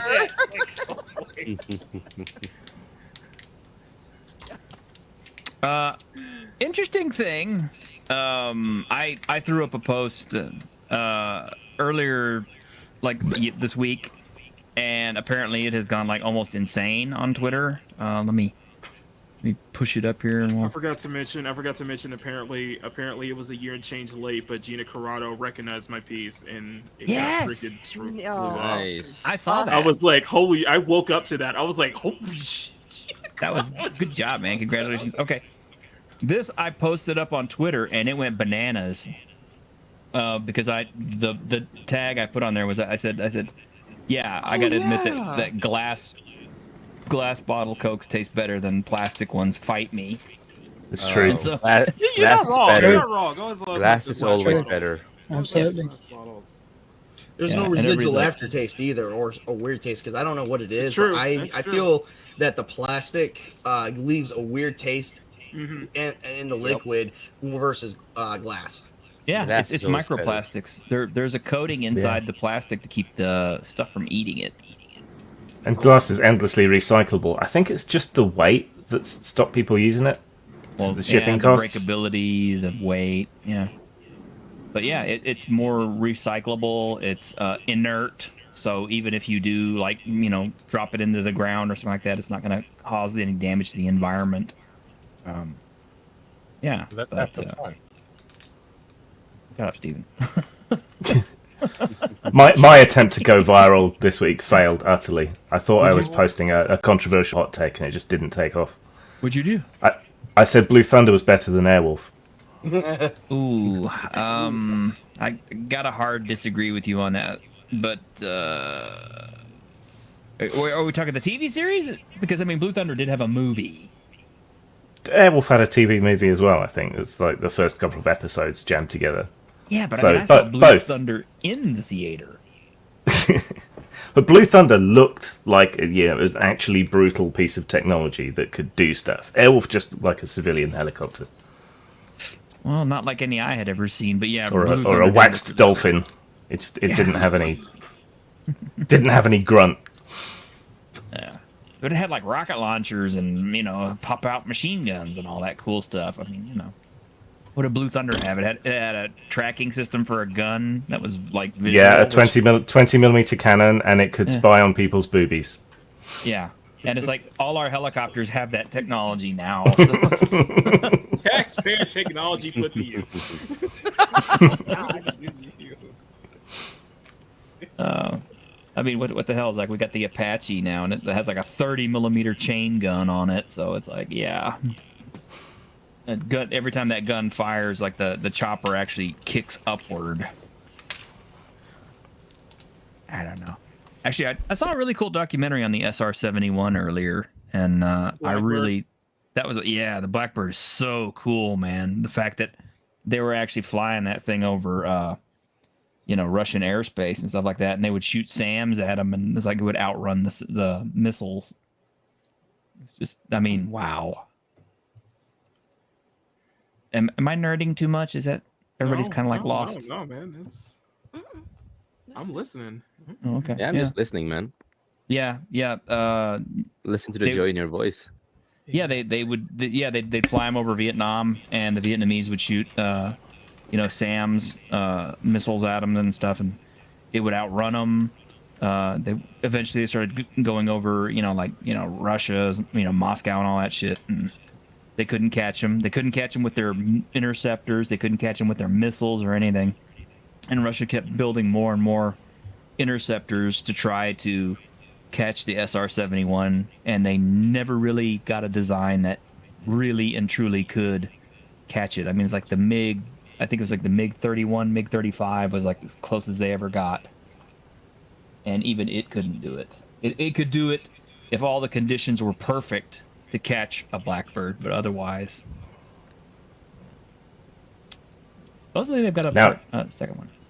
Now it's all satellites. Yeah. True, yeah. true, that's true. Can't shoot down a satellite yet. Well, you can. It's just a terrible idea. Yeah. Space debris. Yes. Collateral damage, big problem. We saw what happened with the Fox satellite. I was actually kind of surprised to find out that we have so much debris floating around up in space right now that part of launching rockets and satellites and other crap into orbit involves finding a window where there's not too much space junk that's going to be in the way. Oh, yeah. Mm-hmm. Spanners, flecks of paint, astronaut poo. I had no idea Amber Heard had been to space, but She's everywhere. She's everywhere. That's good. That's good. She doesn't. She just grabs whatever's she left on the bed and just flings it into space. Oh, why do turds suddenly appear? As the stream gets copyrighted. I changed a word. It was It's a different song. Oh my gosh. Why does species suddenly appear? Hey. That's a nasty ass woman. I'm sorry. Ugh. She is. She is. I on fucking every hate her. damn more level. like Disgusting. not like Ashley Judd saying that she's a nasty woman. It's Yeah. more than that.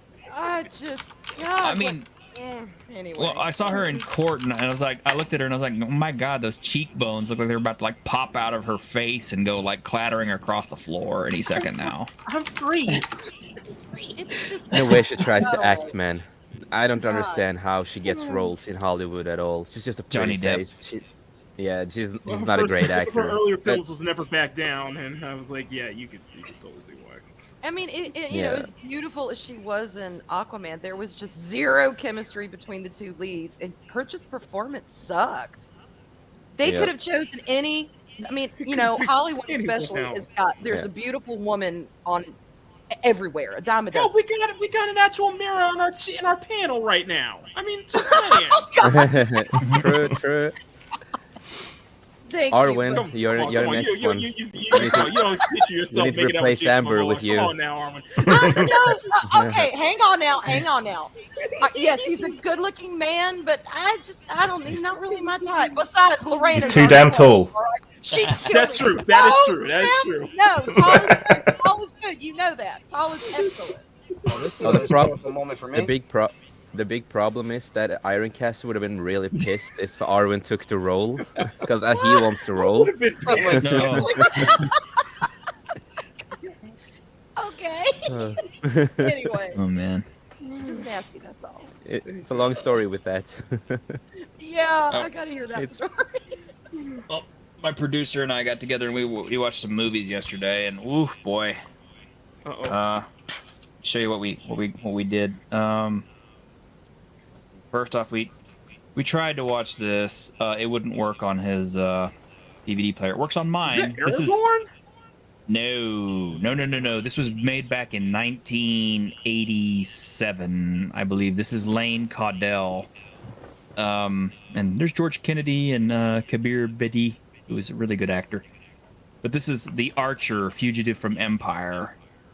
And it was a TV pilot for a fantasy show that never got past the pilot. But that's always sad. Everybody wanted this bow who saw this, because this was the Heart bow, which is a magic bow that was dangerous to anybody who picked it up besides the chosen wielder. And the arrows that it would fire would like explode and do this red flash of flare on the screen and blow people up, kind of like Rambo style. Nice. You need to watch the British Robin of Sherwood series. I do. I totally You do. Totally do. Let's see. I already went over Bastard. We saw this. The bootleg, but this is Roger Corman's Sorceress, which if you haven't seen this film, well, there's boobies, some reused fantasy. footage. Yeah, there's not so much reused footage. It's all pretty original, but what they did was they completely reused the soundtrack from Battle Beyond the Stars. So half the time I'm watching, the bad guys walk around and I'm thinking, oh, Sador of the Malmori is going to show up in his giant ship and destroy the planet any minute now. I'm like, what the hell? But yeah, some bad acting, some boobies, a lot of bad wigs, some really cheesy looking swords because they're all made out of aluminum and you could tell when they hit each other dead on. But it's fun. Just fun. Yeah, it's just fun. It's fun. Now, something that was a disappointment, because it was even worse, was this one from Archer Corman. Mostly because the ending was terrible. Yeah. It's bad. It's just not good. It had Lynn Holly Johnson in the lead, and somehow you're supposed to believe this 98-pound woman with a sword can somehow successfully fight dudes. Actually, she does get her butt kicked quite a bit in the film. So. Aren't they also psychic or something? Yeah, the Sisterhood themselves, they all have magic powers or psychic powers and all this stuff. So you're saying this is not a prequel to Sisterhood of the Traveling Pants? Oh God, no. It's more like, actually, it's more like a what would you call it? An after. Because this is in the actually this takes place in the wild year of 2021 AD. So this happened last year. Nobody told me. A lot of stuff went on out there during COVID that we never saw. I know. Just like the Double Dragon film happened, 4 years ago or 5 years ago, basically. Yes, Explorer. I said boobies. Hey, Shadow and Sun. It's good to see you. And Makini, one of my friends wanted me to say happy birthday to you. Oh, thank you. Appreciate that. Thank you. Let's see. What else did I? And thank you, Parrothead. I see the Boomer Keeney in the chat. This was super fun. I'm not gonna lie. This gives me some new ideas. Monster. What was it? Monster Musume or something? Yes. Yeah. It was so much fun. I laughed my ass off through this. There's so much fan service and boobage and I can't recommend this one enough.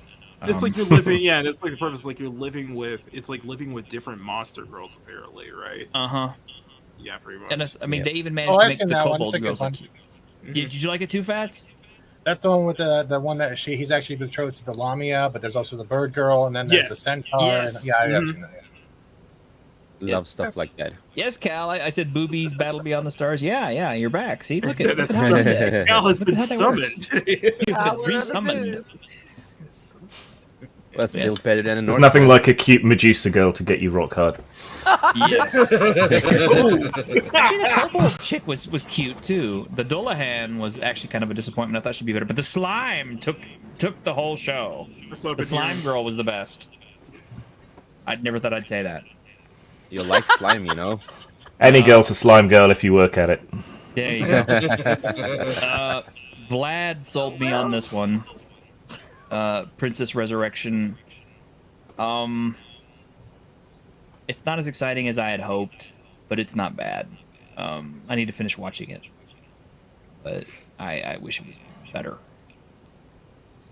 can I say? And Kringe sold me on this one. I think I put this one up before, but this is an old classic with John Ritter and a lot of other famous old actors who most people don't recognize. Yeah, Victor Buono, James Gregory, James Earl Jones. who is just like way over the top as the bad guy. Harry Morgan, John Ritter, Larry Storch. Yeah, definitely a good one. Nice. Yeah. And Anything with dragons. Anything with dragons. and I have to put this one up here again because every week I have to put up the Sword and the Sorcerer because everybody knows that's like one of my favorites of all time. Sword of the Sorcerer. I like that one. Yes. Sorcerer. Who doesn't want that sword? I would want that sword. When I was reading the inscription and they said it was a triple bladed sword, I'm like, how does that work? And then I saw it and I was like, oh my god, that is like so awesome. I mean, for an 80s film, it wasn't that bad. Yeah. Well, and not to mention it was Albert Pyun's first movie ever. Oh yeah. So I mean, you know, for a first film that's that wild. Yeah. Don't the Vorlons say reality is a three-edged sword? Your side, their side, and the truth. Well, there is a manga and anime that I do recommend, and that's How to Summon a Demon Lord. It's about a guy who gets trapped. He gets trapped in his favorite MMO RPG game, and he's OP as fuck, and it's a lot of tits and a lot of nice stories, and it's just they are basically his slaves in a way. So, but you just have to see it. It's really good. Okay, I was thinking of another animation went to that. I've read some of the manga from that, and it's kind of cute because he's super awkward through the whole thing. He is awkward, and it's like he's trying to figure out what he's gonna do, and all that kind of stuff. It's just, I just finished season 2 some weeks ago, and it's amazing, dude. I love it. Sadly, though, I do gotta get going. I am booked up the ass. That's I want to say one more because you got to see this one. It's on Crunchyroll. And it's only like 4 episodes in right now. They're still going. Yeah, it's called Skeleton Knight in Another World. Okay. Totally need to watch that one. Okay. And everybody else needs to watch that too. All you TTRPGers need to watch that one because it's fun. It's like Overlord, but it's kind of in reverse because the guy's a skeleton. Demon Lord. That's the one I talked about. I just mispronounced not. Yes. But yeah. It's so good. I love it. It's one of my favorites. Yeah. Post up mine here. Thank you very much. You guys have a good one. Bro, Take care. Take care. See you, Steven. You are absolutely welcome to stop by later. I have to go too. I'm supposed to be somewhere else. So. Well, it is almost time to end the show anyway. Yeah. So. All right. So why don't we just go ahead and sign off and say goodbye to everybody. Thank you all for hanging out with us again this the first anniversary, and hey, it was all right. Yeah, let's do this again next year. Except hopefully maybe I'll be monetized. Hopefully. It will be. It was really fun, man. Congratulations. Absolutely. Congratulations, dude. Yes. Thank you, absolutely. man. And again, Makini, congratulations. Thank you, guys. Like I said, guys, Arwen knows we're gonna be celebrating tonight at 7 p.m. Pacific on my channel. It's going to be a big bash. So many people are going to be. Do you have a cake? Maybe I could drop one. I don't know. You can draw I think a I'll cake. play a cake. I think I'll play coming out of a cake. If you want me on, you just send me the link, man. I would love to be there, man. Absolutely. Birthday. Everybody gets every guest who comes on gets a gift. So that's all I'm gonna say. Okay. Yay! All right. All right. Well, from the Week in Geek, from me. Take care, y'all. Have a great week. Hope we made your week a little bit happier. And there he is, Snowdove, who just shows up at the last second. Damn it, Snowdove! Oh, look at that. No. Hey, man. You missed the whole show. Oh, no, it's Snowdove. Quick, leave. Get out of here. Get that replay. Okay. Look, if you got to go, run. But I am going to go ahead and share this, and Snowdove is here. All right. I'm going to go ahead and go. This. I'm sorry. I'm going to go ahead and bow out. But congratulations, T-shirt. I'm so happy on your year celebration. And I love y'all. It's so good to be back. All right. So, see you later, I'll see you later, Mac. And I'll talk to y'all later. Bye. Talk to you later, darling. Take care. Okay, so I got this. And this is for Snowdove. So bad. Greetings, weak and helpless mortals. It is I, Lord Baphomet, here once more with a bit of news. Perhaps you have been curious why there have been no new episodes of Carbon Connection or any of other Snow Dubs shows. Well, that is because I currently hold Jolly here in hell, and what is this? Okay. Care Bears. Angels, Cupids. Fucking rainbow unicorns. What is this shit? Who did this? When I find you, I shall flay you and hang your skin from my horns. After sexualizing your rotting corpse. Oh my God. Or something like that. Jesus. I don't know. Well, He looks so vicious. anyway, so, about Jolly,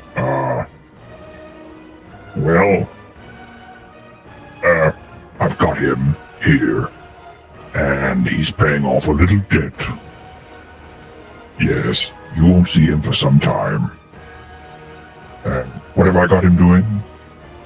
Well, you know the Batwoman show?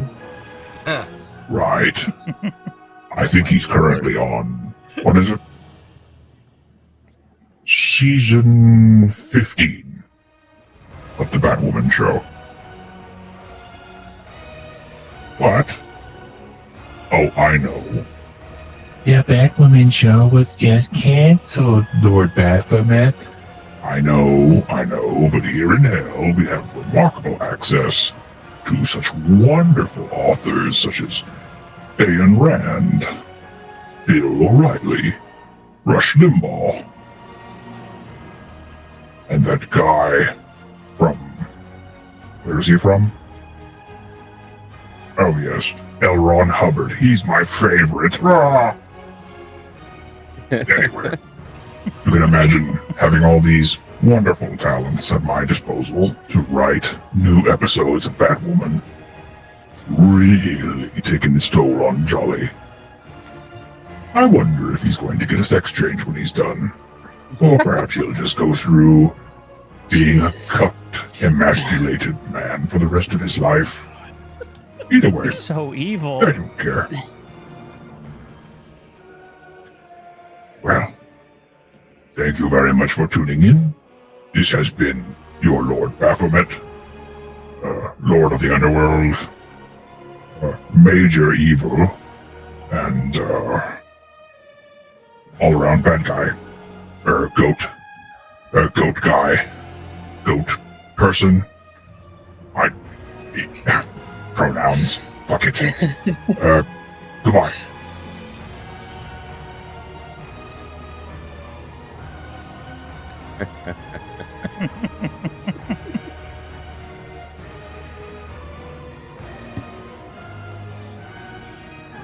Ay.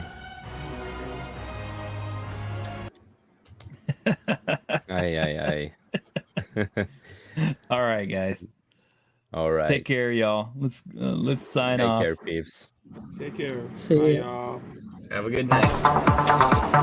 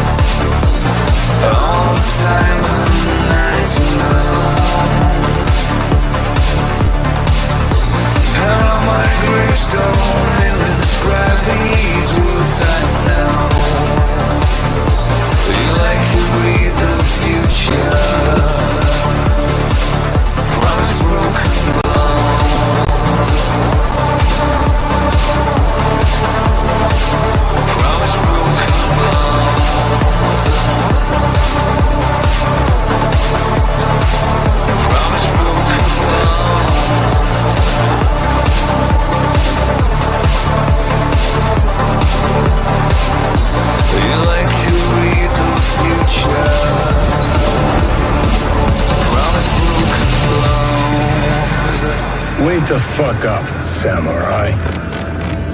We have a city to burn.